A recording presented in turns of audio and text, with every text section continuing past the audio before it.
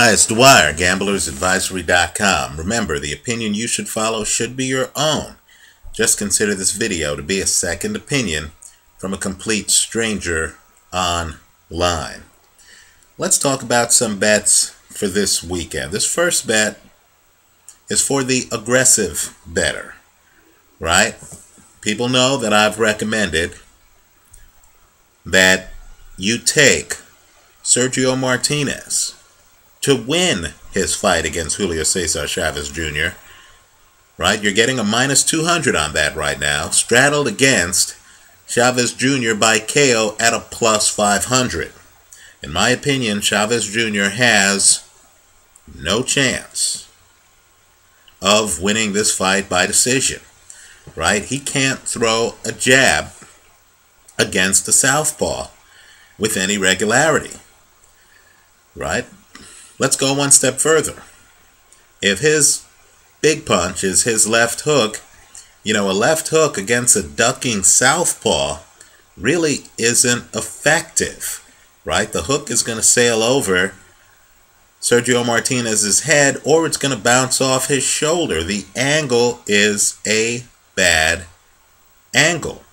Let me point out, too, that if you go back and if you look at the tape of Antonio Margarito stopping Sergio Martinez 10 years ago, understand Margarito was able to throw a left uppercut, right, with accuracy, with regularity. I don't think Chavez Jr. has that punch in his toolbox. Certainly he doesn't throw it with the effectiveness of Antonio Margarito. So, given that Martinez is accurate, and given that Chavez Jr., quite frankly, according to CompuBox, has been outworked for several fights, I simply do not see Chavez Jr. being able to win a decision. He certainly has a puncher's chance. Keep in mind, though, you're fighting a southpaw. The punch that really would help you if you're an orthodox fighter is a straight. Let me repeat that. It's a straight right hand.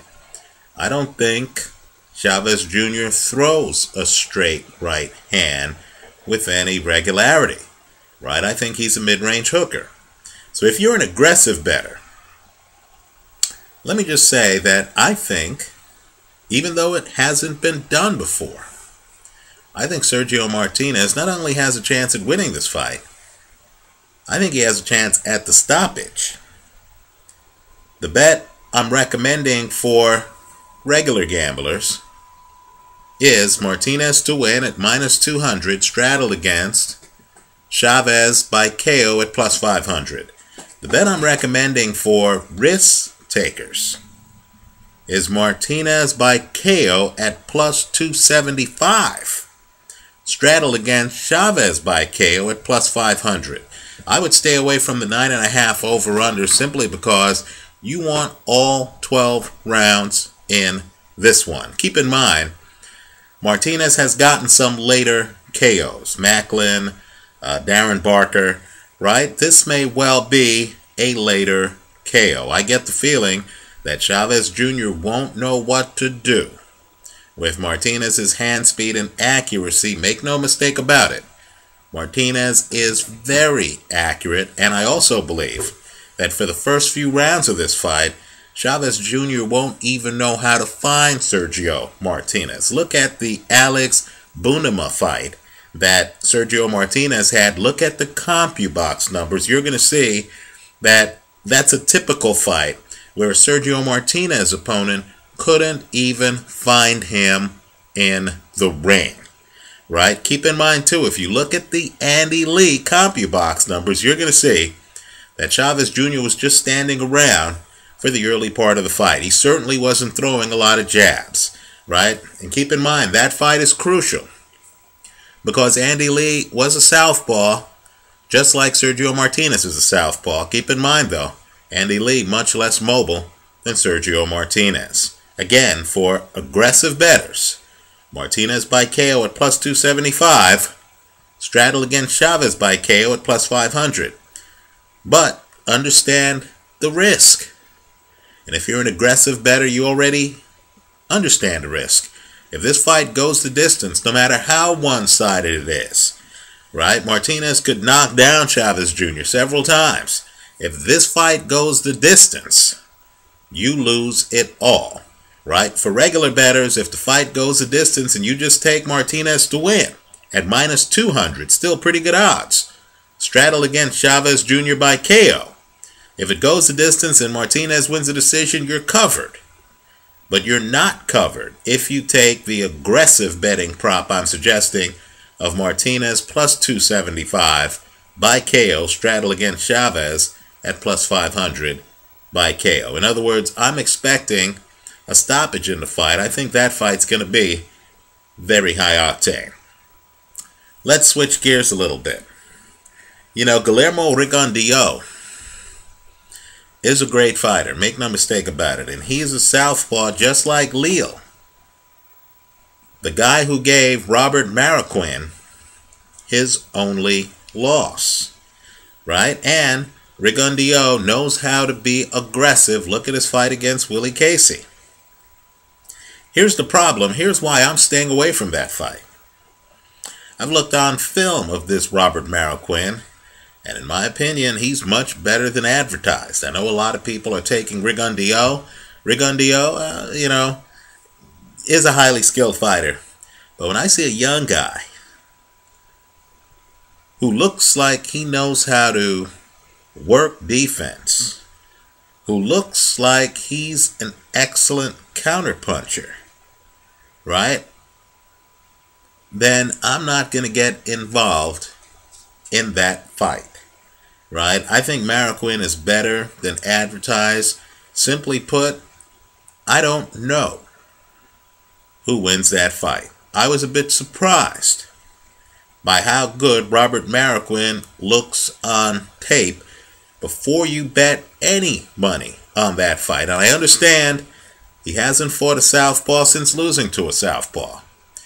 But before you bet any money on that fight, do yourself a favor and look at the film. There's so many fights to bet on this weekend. You don't need to take high risks against a young guy who, quite frankly, fights with his hands up, throws hard with both hands, can counter you, and I would say knows his way around the ring much better than the public is aware. I'm staying away from that Guillermo Rigondeaux fight. Finally, let me say this. Let's switch to football briefly, college football. I've saved it for last, so if you're a boxing fan, you can move on here. Love my alma mater, no question about it. Have attended both of their football games this year. But there is, in my opinion, little chance that the Stanford Cardinal is going to do anything against the Trojans of USC. Let me just put it this way.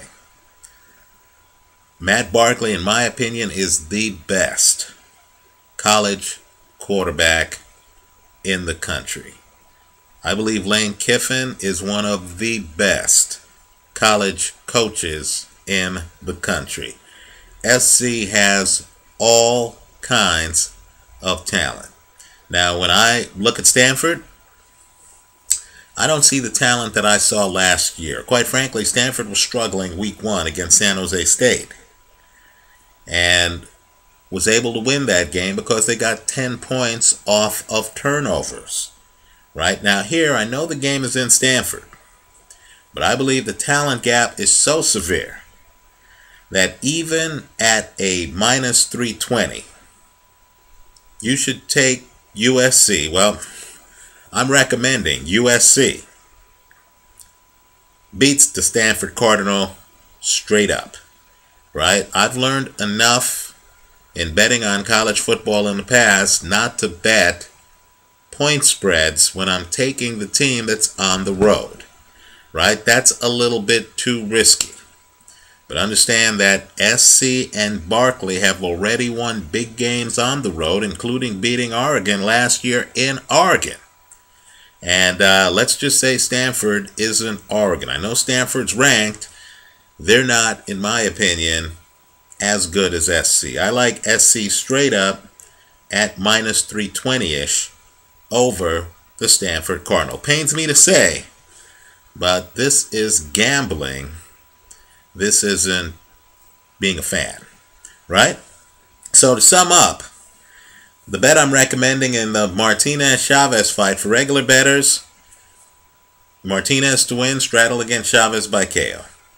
For aggressive bettors, Martinez by KO, straddle against Chavez by KO. The Guillermo Rigondeaux, Robert Marroquin fight, I'm staying away from that. I'm on the sidelines. I think this Marroquin guy just looks too dangerous to me. And finally, in college football, I like the USC Trojan straight up over the Stanford Cardinal at minus 320. Quite frankly, I think the line's a little low given the talent gap.